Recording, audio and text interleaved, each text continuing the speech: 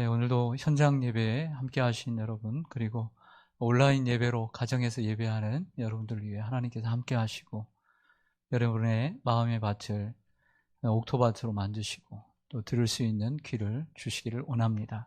우리 서로 인사하겠습니다. 한 주간 평안하셨습니까? 반갑습니다.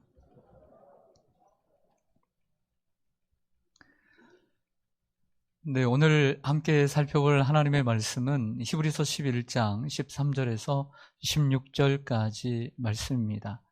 네, 코로나 시대를 살아가는 우리에게 있어서 좀 더 우리가 바른 믿음을 가져야 되겠다라고 하는 생각을 가지고 히브리서 11장을 가지고 매 주일마다 강의를 하고 있습니다.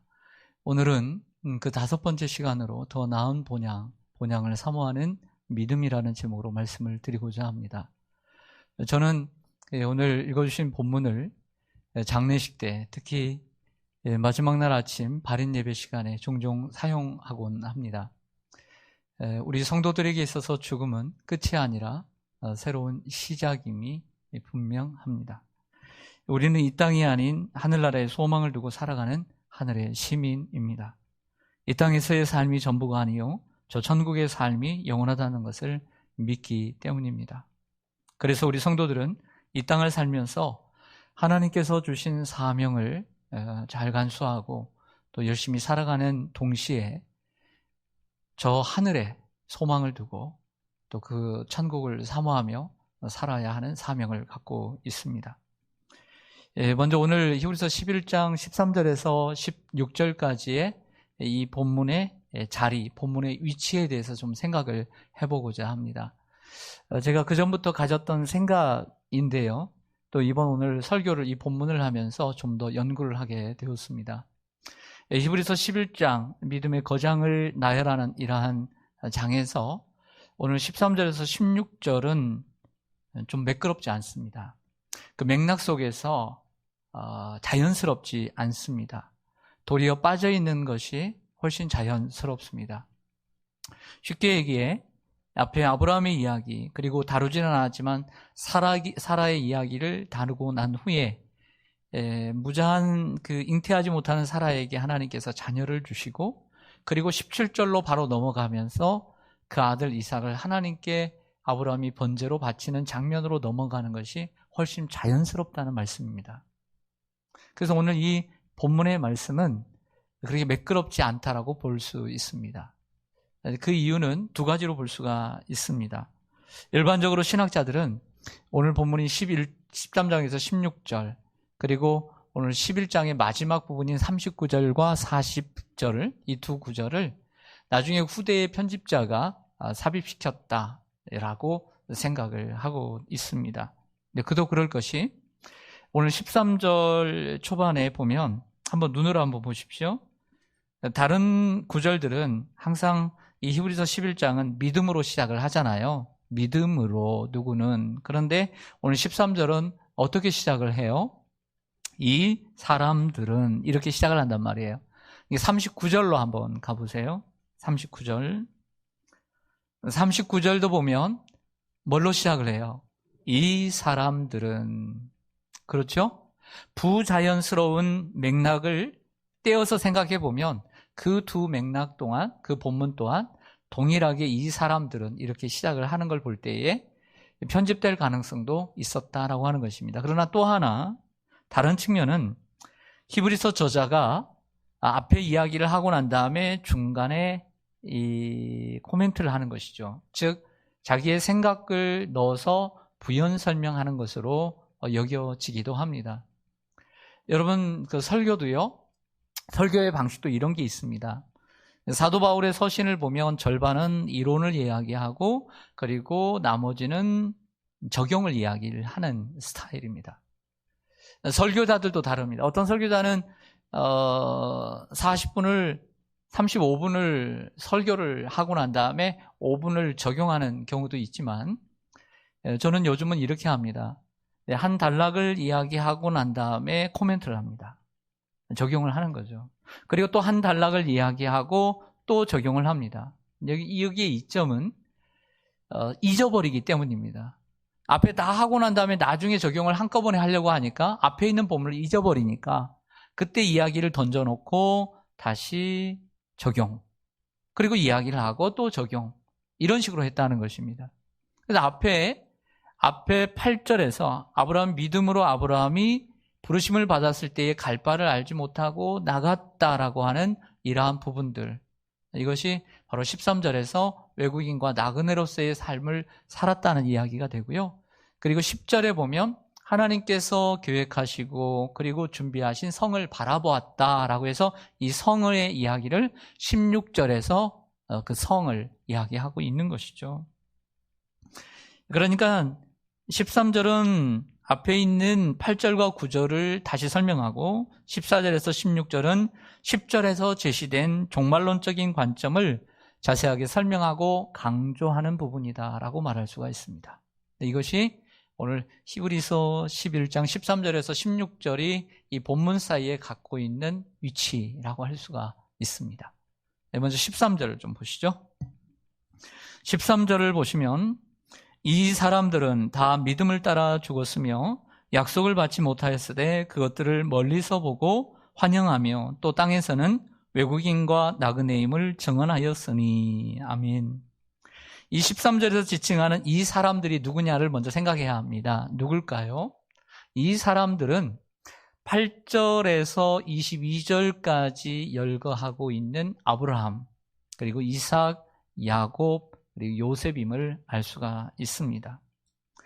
아브라함은 고향과 친척과 그리고 아버지의 집을 떠나 외국인과 나그네의 삶을 살았기 때문입니다. 아브라함은 약속의 땅인 가나안 땅에 살았어요. 사실은 그것이 하나님이 원하시는 땅이었지만 그 땅을 살면서도 그는 주인처럼 살지 못하고 객처럼 나그네로 살았습니다. 집도 그리고 땅도 없이 이방인으로 살았음을 알 수 있습니다. 한번 보시죠. 창세기 23장 4절에 이렇게 말씀합니다. 아브라함의 이야기입니다. 나 아브라함은 당신들 중에 누구요? 나그네요. 거류하는 자이니 당신들 중에서 내게 매장할 소유지를 주어 내가 나의 죽은 자를 내 앞에서 내어다가 장사하게 하시오. 이 말은 아내 사라가 죽었어요. 죽었는데 그 매장할 땅을 봐두었는데 막벨라굴이 좋겠다라고 생각을 해서 그 주인에게 그 땅을 나에게 팔아달라는 이야기를 하면서 했던 이야기예요. 나는 나그네요. 바로 거류하는 자다라고 얘기를 하고 있는 거죠.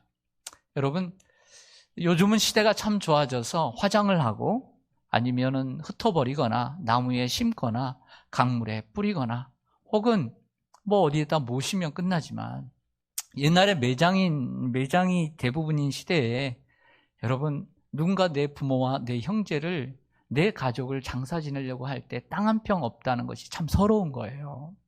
여러분 선산도 없고 내 가족을 묻어야 되는데 묘를 하나 만들어야 되는데 내 땅 하나 없다는 건 참 서럽고 아쉬운 이야기예요. 아브라함은 그렇게 살았던 거예요. 아브라함은 철저하게 약속의 땅에 살았지만 나그네와 거류자로 살았음이 분명합니다. 그 다음 말씀 보시죠.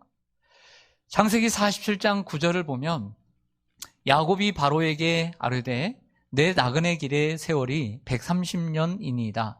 내 나이가 얼마 못 되니 우리 조상의 나그네 길에 연조에 미치지 못하나 험악한 세월을 보내었나이다 라고 얘기를 합니다. 자, 이 시기는 요셉이 총리가 되었고 그리고 그 야곱을 이 고센 땅으로 애굽으로 초대해서 애굽의 바로왕 앞에서 처음 면담을 하는 내용에서 바로왕이 이 요셉 총리의 아버지인 야곱에게 묻습니다. 당신의 나이가 몇이요? 라고 할 때 대답하는 거예요. 그럴 때 이렇게 대답합니다. 난 130세요. 이렇게 하면 끝나잖아요. 그런데 뭐라고 얘기하냐면 꼭 하지 않아도 되는 말을 해요. 내 나그네 길의 세월이 130년이다. 그리고 나뿐만 아니라 우리 조상 아브라함과 이삭 그 조상의 나그네 길의 연조에 미친다. 우리 조상 또한 나그네 길이었다. 그리고 나 또한 이 애굽에서 나그네 길을 살 것이다. 이런 의미로 말하는 것입니다. 여러분, 요셉은 어떻습니까? 그는 애굽의 총리가 되었습니다. 애굽의 총리가 되면 바로왕이 주는 사택도 있을 것이고 신하들도 있고 땅도 집도 많았을 것입니다. 하지만 오늘 히브리서 11장 아랫부분의 22절에 보면 죽을 때 이렇게 얘기합니다. 이스라엘 자손들에게 뭐라고 얘기하냐면 이 애굽에서 떠날 것을 말하고 또 자신의 뼈를 이 애굽 땅에 묻지 말고 저 아버지가 거했던 그 가나안 땅에 묻어달라고 얘기를 하고 있는 거예요. 총리였지만 그 마음속에는 고향이 애굽이 아니었던 거죠. 그의 고향은 여전히 가나안 땅이었음을 분명히 알고 있어요. 너희들은 그 땅으로 돌아갈 것이요 그리고 갈 때에 내 뼈를 잘 보관해 두었다가 가지고 가서 거기에 묻어달라라고 부탁하는 것을 보면 알게 됩니다. 요셉 또한 총리로 살았지만 나그네와 외국인에 불과했습니다. 하지만 그들은 오늘 13절의 말씀처럼 아브라함과 이삭과 야곱과 요셉은 믿음을 따라 죽었고 이 땅에서 약속을 받지 못하였을 때 멀리서 보고 환영하며 살았습니다. 그렇습니다. 여기서 우리는 교훈을 얻습니다. 우리는 나그네로 만족하며 살아야 합니다. 자꾸 주인이 되려고 하지 말고 나그네로 만족하며 살아야 돼요. 이것이 오늘 13절에 주는 우리의 교훈이에요. 이 땅에서 주인으로 살려고 하면 안 됩니다. 언젠가 두고 떠나야 하는 나그네로 살아야 합니다. 저는 어릴 때 시골에서 살면서 저희 집은 서쪽에 있었고 그리고 동쪽이 큰 동네라 그 동쪽 그 신장로에 아이들이 모여서 옛날에는 그 70년대 새마을 운동하기 한 80년 전에 땅이었어요. 땅. 이 신장로가. 그래서 뭐 했냐면 땅 따먹기를 많이 했어요. 땅 따먹기. 하루 종일 땅 따먹는 게 이렇게 재밌는지. 그래서 이거 한 번 갔다가 두 번 갔다가 이렇게 들어오면 이게 내 땅이 되는 거예요. 계속 내 땅 먹고 서로 막 치열하게 싸우다가 저녁 때가 되면 저 서쪽에서 엄마가 내 이름을 불러요. 선배야! 그러면 금방 들려요. 예, 다 보이니까. 그러면 날 모르겠다 싹싹싹싹 지우고 그냥 가버려요. 우리 인생이 그런 거예요. 열심히 살지만 내 땅이 없어요. 다 두고 가야 되는 게 우리의 인생이라는 거죠. 야고보서 4장 14절에 이렇게 말씀을 합니다. 내일 일을 너희가 알지 못하는도다. 너희 생명이 무엇이냐? 너희가 잠깐 보이다가 없어지는 안개니라. 결국 우리의 이 땅에서의 생명은 안개와 같은 생명이다라고 말씀을 하고 있는 것입니다. 이 땅이 영원한 것은 없습니다. 그럼 우리 성도들은 이 영원하지 않는 것에 붙들려 살아서는 안 될 줄로 믿습니다. 오늘 본문을 보면 가장 그래도 중요한 핵심적인 단어, 그리고 오늘 제목에도 제가 달아놓은 단어가 하나 있습니다. 무엇이죠? 네? 본향이죠. 본향. 따라가겠습니다. 본향입니다. 우리 서로 인사해 보겠습니다. 이렇게 묻겠습니다. 예, 우리 당신의 고향이 어디입니까? 당신의 고향이 어디입니까? 고향이 어디입니까? 예, 너무 깊이 가지 마십시오. 네. 네, 오늘 본문에 보면 본향이라는 단어가 3번 나옵니다. 14절, 15절, 16절에 각각 한 번씩 기록되는 것을 보게 됩니다. 그 가운데 있는 15절을 보면 이렇게 얘기합니다. 그 나온 바 본향을 생각하였더라면 얼마든지 갈 수 있었으려니와 이런 얘기를 합니다. 그렇다면 이 중간에 나오는 15절에 나오는 그 나온 바 본향은 당연히 지난주에 말씀드린 하나님께서 믿음으로 아브라함을 부르셨을 때에 갈 바를 알지 못하고 나갔던 것처럼 바로 갈대아, 바벨론 땅, 즉 메소포타미아, 세반의 말로 의하면 바로 지금의 이라크, 바로 그 지역을 얘기하는 거죠. 그게 고향이었어요. 아버지와 함께 정들며 살았던 그 땅. 그런데 그 땅을 생각하려면 얼마든지 돌아갈 기회가 있었지만 그 땅을 본향으로 생각하지 않았다는 거죠. 그들은 더 나은 본향을 사모했습니다. 14절에 나오는 본향이라는 단어와 16절에 더 나은 본향, 히브리서에서 가장 많이 나오고 가장 많이 강조된 단어가 뭐냐면 더예요. 항상 히브리서는 비교를 해요. 자꾸 비교를 하는 것이 히브리서의 특징이에요. 글의 특징, 대조적인 내용들이 다 들어있어요. 히브리서 11장만 보더라도 그런 말씀들이 수두룩해요. 비교, 대조. 더 나은 본향은 하나님이 예비하신 도성임을 알 수 있습니다. 하나님께서 계획하시고 하나님이 세우시고 또 하나님이 터를 잡으셨는데 기초가 튼튼한 도성을 의미합니다. 14절부터 좀 보시겠습니다. 14절부터 보시겠습니다. 그들이 이같이 말하는 것은 자기들이 무엇 찾는 자임을 나타냅니다. 그들이 나온 바 본향, 여기에는 갈대아 우르죠. 얼마든지 돌아갈 기회가 있었으려니와 그들이 이제는 더 나은 본향을 사모하니 어디에 있는 것이라? 하늘에 있는 것이라. 이러므로 하나님이 그들의 하나님이라 일컬음 받으심을 부끄러워하지 아니하시고 그들을 위하여 한 성을 예비하셨느니라. 한 성을 예비하셨다라고 말씀합니다. 여러분, 더 나은 본향은 하늘에 있는 것입니다. 그리고 그 하늘에 있는 본향은 하나님이 우리를 위해서 예비하신 한 성이라고 표현합니다. 이 한 성은 무엇일까요? 표면적으로 보면 이 한 성이란 결과적으로 아브라함이 약속의 땅으로 갈 바를 알지 못하고 왔습니다. 그러나 하나님의 계획이 있어서 그 계획을 이루시려고, 큰 민족을 이루시려고 애굽으로 몰아내십니다. 애굽에서 430년을 살고 모세를 통해서 이스라엘 백성들을 다시 이끌어 가나안 땅으로 가게 됩니다. 모세는 죽고 여호수아가 그 가나안 땅을 차지하게 됩니다. 바로 이 가나안 땅이 성일 것입니다. 그리고 많은 시간이 흘러서 다윗이라고 하는 왕이 세운 시온, 바로 그 예루살렘이 이들이 바라봤던 성이올 것입니다.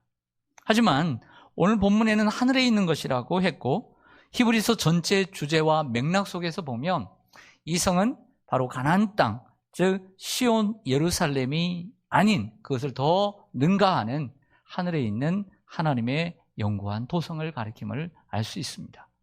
이 히브리서 11장 10절을 한번 보시죠.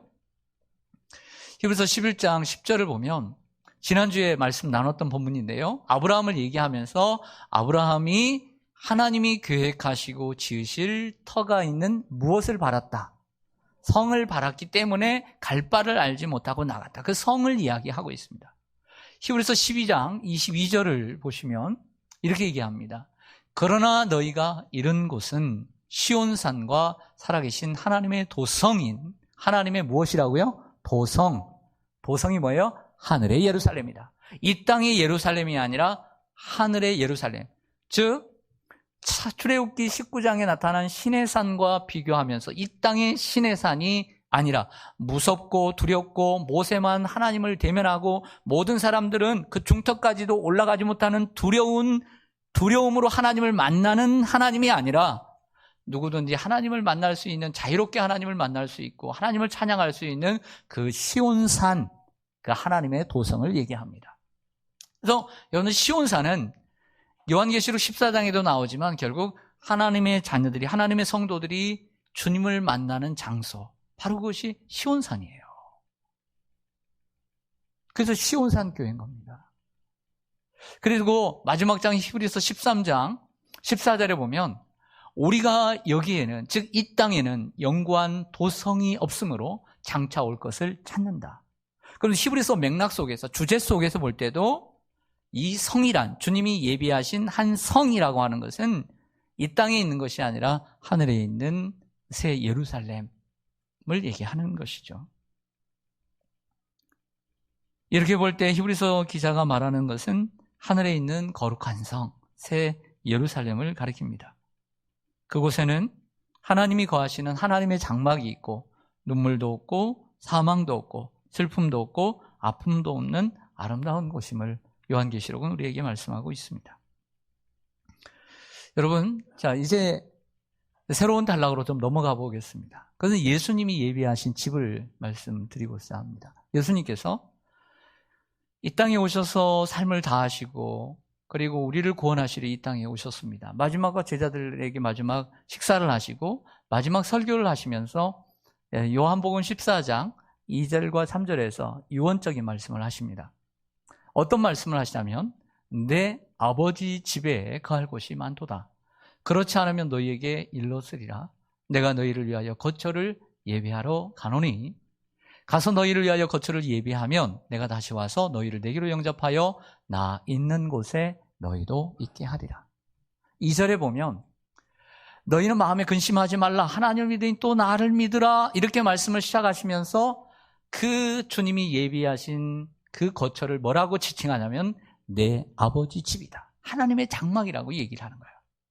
그것을 가리켜 거처, 처소라고 이야기를 하고, 그리고 그 거처를 예비하면 우리를 영접하여 영원히 그분과 함께 있게 하시려고 우리를 부르신다라고 말씀을 하고 있습니다. 결국 하늘에 있는 도성은 내 아버지의 집, 하나님 아버지의 집인 것이죠. 2000년 전 우리 예수님은 죄인을 구원하시기 위해서 저 하늘의 영광을 다 버리고 하나님의 본체이신 그분이 자기를 비워 이 땅에 오셨습니다. 사람처럼 되셨습니다. 왜냐하면 우리를 주님이 계시는 곳에 인도하시고 그분과 함께 거하기를 원하셨기 때문이죠. 하지만 절대 우리 인간이 하나님 앞에 나아갈 수 없고 영원히 함께 살 수 없는 걸림돌이 있었습니다. 그건 죄입니다. 주님과 함께 거하기 위해서는 죄 가지고는 갈 수가 없고 하나님이 예비하신 그 천국은 죄 가지고는 갈 수 없기 때문에 그 죄의 문제를 해결하기 위해서 복음을 전하시고 결국엔 십자가에 못 박혀 죽으심으로 하나님의 저주를 우리를 대신해서 받으셨던 것이죠. 결국 우리가 알아야 될 사실은 분명해집니다. 주님과 함께 거하기 위해서는 또 주님이 거하시는 그 집에 우리도 함께 가기 위해서는 즉 아버지의 집에 함께 가기 위해서는 죄 가지고는 갈 수 없다. 그럼 우리에게는 뭐가 필요하냐? 죄의 문제를 해결해야 될 숙제가 남아 있는 것입니다. 그렇다고 한다면 주님이 계시는 하나님의 나라는 어떻게 갈 수 있을까요? 요한복음 11장 25절에서 26절 우리 같이 한번 읽겠습니다. 시작. 예수께서 이르시되 나는 부활이요 생명이니 나를 믿는 자는 죽어도 살겠고 무릇 살아서 나를 믿는 자는 영원히 죽지 아니하리니. 아멘. 예수님이 부활이요 생명임을 믿고 그분을 믿을 때 우리는 이 땅에서 죽어도 살고 살아서 죽으면 살아서 주님을 만나면 영원히 죽지 않는 이러한 생명을 얻을 수 있다고 말씀합니다. 결국 부활이요 생명이신 예수님을 믿어야 된다는 거죠. 요한복음 1장 12절에 보면 영접하는 자 곧 그 이름을 믿는 자들에게는 하나님의 자녀가 되는 권세를 주셨어요. 말씀이신 주님이 말씀으로 세상을 창조하셨어요. 그런데 세상 사람들이 알아보지 못하지만 우리는 그 주님을 복음으로 듣고 알아보고 그 예수님을 마음속에 영접함으로써 하나님의 자녀가 돼요. 하나님의 자녀는 즉 아들과 딸은 아버지의 집에 무상으로 거할 수 있고 무상으로 살 수 있는 혜택을 누리는 거예요. 여러분들의 자녀들이 뭘 했다고 여러분들이 먹이고 입히는 게 아니에요. 여러분들이 준비한 집에서 살아가는 게 아니에요. 자녀라고 하는 신분이 있기 때문에 여러분들의 집은 자식의 집인 거예요. 할렐루야. 우리도 하나님의 자녀가 될 때 객이 아니라 내 집처럼 내 집으로 생각하고 아버지의 집에 함께 거하는 축복의 사람이 되는 거예요. 하나님의 자녀가 되시기를 바랍니다. 그 하나님의 자녀가 되는 것은 돈으로 어떤 능력과 재능으로 가는 것이 아니라 예수 그리스도를 영접함으로 가는 거예요.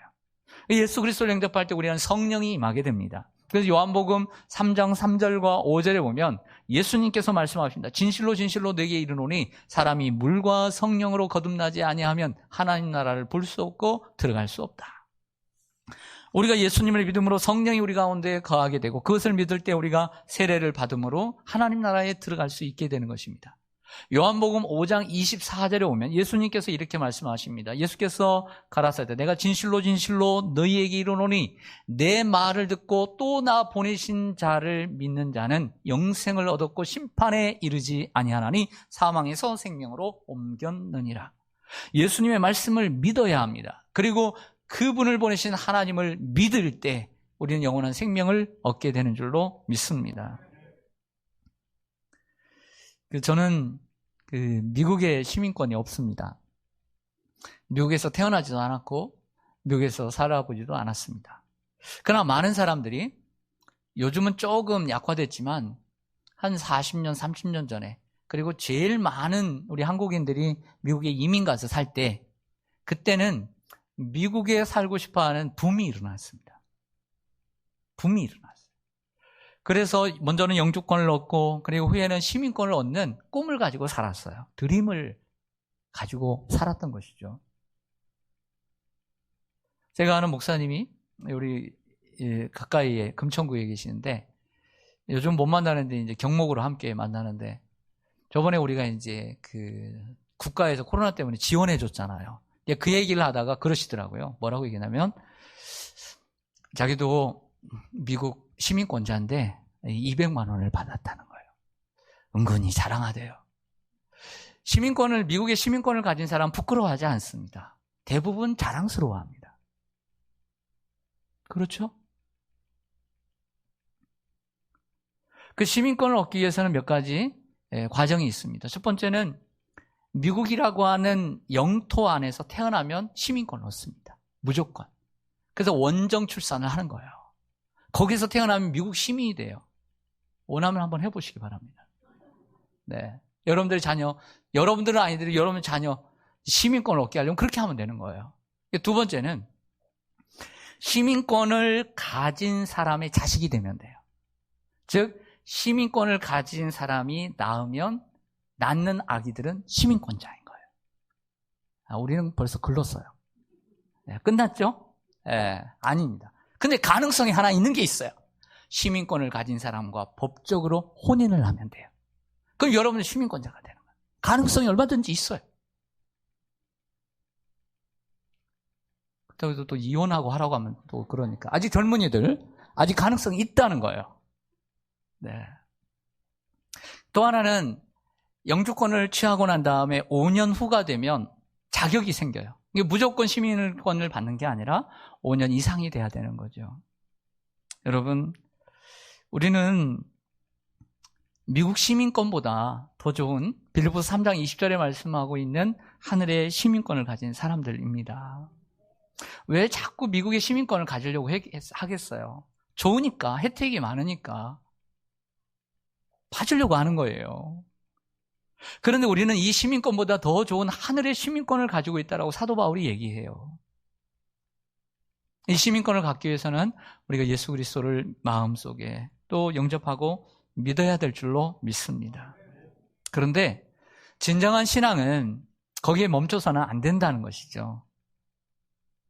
자, 목사님, 예수님을 내가 믿고 그리고 성령을 받고 내가 하늘의 나라의 시민이 되었고 그리고 하늘나라 들어갈 수 있는 티켓을 내가 가지고 있는데 더 이상 뭐가 필요합니까?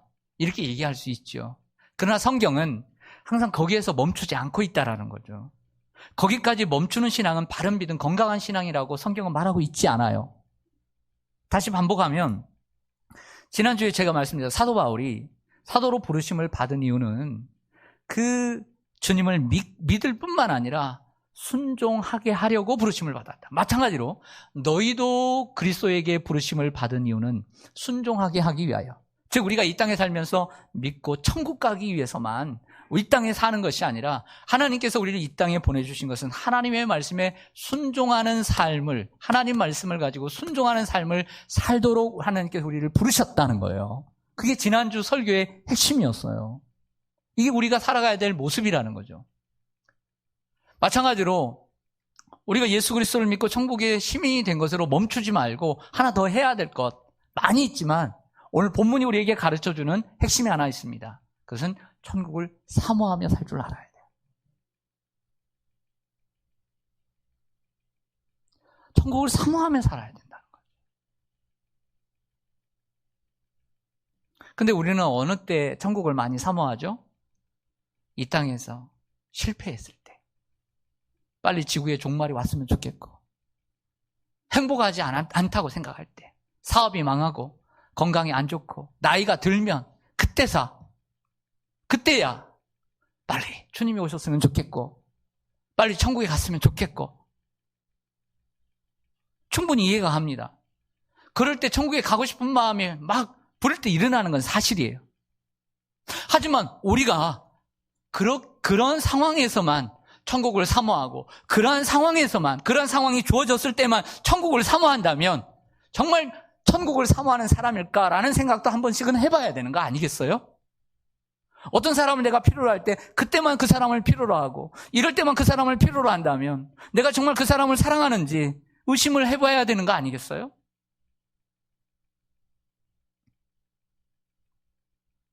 그러므로 천국을 사모하는 것은 건강의 유무와 상관없이, 나이의 유무에 상관없이, 다소의 상관없이 천국을 사모하는 마음을 가져야 된다는 거죠. 믿음의 사람들은 오늘 본문의 말씀을 보면 더 나은 본향을 사모하니라고 했습니다. 이것이 바른 믿음이라는 거죠. 천국을 사모하는 이유가 뭘까요? 중요한 얘기를 할게요. 여기서 천국을 사모해야 되는 이유가 뭘까요? 네? 우리는 이렇게 생각하죠. 영원히 행복하게, 눈물도 고통도 질병도 없는 곳에서 영원히 행복하게 살기 위해서 천국을 사모한다. 그게 아닙니다. 천국을 사모하는 진짜 이유는 우리 주님과 함께 살기 위해서인 거죠. 자, 그거 없이 그냥 영원히 행복하게만 살기를 원한다면 안 된다는 거죠. 하나님의 장막은 하나님이 거하시는 곳인데 하나님과 함께 살고 싶어. 하나님께서 우리를 구원하신 이유, 하나님께서 그 아들 예수 그리스도를 이 땅에 보내신 이유는 하나님이 우리와 함께 하시기 위해서 임마누엘로 오신 거죠. 그럼 우리도 그분의 동기와 그분의 이유에 맞게 우리도 그 주님과 함께 살고 싶어서, 그 주님과 함께 하고 싶어서 천국 가야 되는 것이 맞는 거죠. 그 마음이 있어야 천국에서 행복할 줄 믿습니다. 그래야 행복해요. 그런 마음 없이 주님 좋아하지 않고 하나님 좋아하지 않으면 천국 가도 재미없어요. 그렇지 않을까요? 항상 주님의 오심을 기다리며 천국을 소망하며 살았던 사람 맞는데요. 저에게 또 여러분들이 생각나는 사람은 단연 사도 바울입니다. 고린도후서 5장 1절을 보면, 이 또한 입관식 때 우리가 사용하는 말씀인데요. 만일 땅에 있는 우리의 장막집이 무너지면 하나님께서 지으신 집 곧 손으로 지은 것이 아니요 하늘에 있는 영원한 집이 우리에게 있는 줄 아느니라. 사도 바울은 장막을 치는 직업을 가지고 있었습니다. 고린도에서 장막이라는 것은 로마 사람들이 살던 집을 얘기합니다. 근데 그것을 우리 인간의 몸을 육체로 비유를 합니다. 장막집도 무너지는 것처럼 우리의 몸이 육체가 무너질 때, 죽을 때 우리에게는 하늘에 있는 영원한 집이 있다라고 얘기합니다. 고린도후서 5장 8절에 보면 이런 말씀을 합니다. 우리가 담대하여 원하는 바는 차라리 몸을 떠나 주와 함께 있는 그것이라. 사도 바울이 이 땅에 사는 것보다 몸을 떠나서 주님과 함께 거하는 이러한 사모하는 마음을 가지고 있었다는 거죠. 고린도전서 15장 19절에 보면 사도 바울이 부활장에서 이렇게 얘기합니다. 만일 그리스도 안에서, 그리스도 안이라는 말은 예수 그리스도를 믿고 살아가는 신앙을 생활을 하는 우리 성도들이 우리가 바라는 것이 다만 이 세상의 삶뿐이면 모든 사람 가운데 우리는 더욱 불쌍한 자이리라. 이 불쌍한 자라는 것을 어느 동격으로 얘기하냐면 우리가 예수 그리스도를 믿음으로써 부활이 없다면 이 세상에서 가장 불쌍한 자라는 말과 동일하게 사용하고 있다는 거예요. 그러면 이 말이 얼마만큼 중요한 얘기냐면 우리가 이 땅에서 살고 부활이 없어서 이 세상에서 끝이면 예수 믿는 이유가 하나도 없고 가장 불쌍한 사람이라는 말과 우리가 이 땅에서 살면서 이 세상의 삶만을 바라보고 산다는 것은 동일하게 부활이 없는 그리스도인과 동일하게 가장 불쌍한 사람이라는 것을 얘기하고 있는 거죠.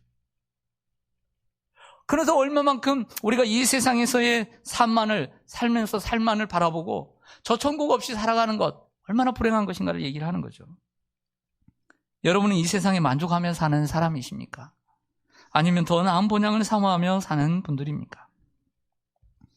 성도 여러분, 요즘 우리는 코로나19 상황 가운데 살아가고 있습니다. 경험해보지 못한 삶 한 해를 보내고 있습니다. 하지만 그래도 30년, 40년, 50년 전 정말 먹을 거 없고 입을 거 없고 어렵게 살아가던 시대에 비하면 참 살만한 세상입니다. 그러다 보니 우리의 신앙이 초대교회 성도들이나 또 우리 한국 초대교회 우리 믿음의 선조들만큼 저 하늘나라를 사모하며 살아가는 마음이 그리 많지는 않은 것 같습니다. 이 땅에서 주인으로 살지 말고 나그네로 만족하며 사십시다. 그래서 주님이 부르실 때 주님이 딱 부르시잖아요. 안 가겠다고. 조금만 더 있다 가겠다고. 이름을 잘못 부르신 것 같다고. 내가 몰라보게 성형을 했는데 다른 사람 불렀는데 하면서 떼쓰는 사람 되지 말고 주님이 부르시면 기쁘게 갈 수 있는 사람들이 되기를 바랍니다. 그렇다고 천국을 사모하며 일상의 삶을 포기하고 현실을 배척하는 시한무적인 종말론, 염세적인 종말론에 빠지지 말고 사도 바울처럼 이렇게 얘기합니다. 내가 저 천국을 더 바라본다. 몸으로 떠나 주님과 함께 거하는 것을 더 바란다. 하지만 그 다음 구절을 보면 이렇게 얘기합니다. 내가 몸에 있든지 몸으로 떠나 있든지 주를 기쁘시게 하는 자 되기를 원하노라. 진정한 건강한 종말론자는요, 시한부 종말론처럼 주님이 오심만을 기다리고 아무것도 안 하고 현실을 무시하고 자기에게 맡겨진 사명을 가볍게 여기는 사람이 아니라 언제나 내가 이 땅에 있든지 저 세상에 있든지 주님을 기쁘시게 하는 자로 열심히 살아가는 자가 되는 줄 믿습니다. 가장 건강한 종말론적 사상을 가지고 살았던 사도 바울, 그의 마지막 말로 오늘 설교를 마무리하고자 합니다. 디모데후서 4장 6절에서 8절, 이 말씀도 장례식 가운데 자주 애용하는 말씀입니다. 전제와 같이 부어지고, 전제는 구약의 제사를 드릴 때, 짐승을 제사를 드릴 때 붓는 포도주인데 마지막까지 아낌없이 마지막에 드리는 것입니다. 내가 벌써 부어지고 떠날 시각이 가까웠도다. 나는 선한 싸움을 싸우고 나의 달려갈 길을 마치고 믿음을 지켰으니 이제후로는 나를 위하여 의의 멸관이 예비되었으므로 주 곧 의로우신 재판장이 그날에 내게 주실 것이며 내게만 아니라 주의 나타나심을 사모하는 모든 자에게 도니라. 아멘. 여러분, 우리가 이 땅에서 주님이 오시는 우리 남은 날을 계수할 줄 아는 지혜를 갖고 선한 싸움을 다 싸워야 돼요. 달려갈 길, 하나님께서 내게 주신 나의 달려갈 길과 주 예수께 받은 사명, 그 하나님의 은혜의 복음을 증언하는 일을 하면은 내 생명을 조금 더 귀한 것으로 여기지 않는다. 그러니까 하나님께서 주신 사명도 열심히 감당하고 까지 믿음을 지키고, 우리 연세 드신 분들 참 힘든 시간들을 보내리라고 생각합니다. 빨리 주님 앞에 갔으면 좋겠는데, 그러나 끝까지 믿음 지켜서 저 하나님께서 예비하신 그 영원한 관을 받으시기 바랍니다. 그리고 주님께서 꼭 여러분들을 안아주시기를 간절히 소망합니다. 네, 기도하겠습니다.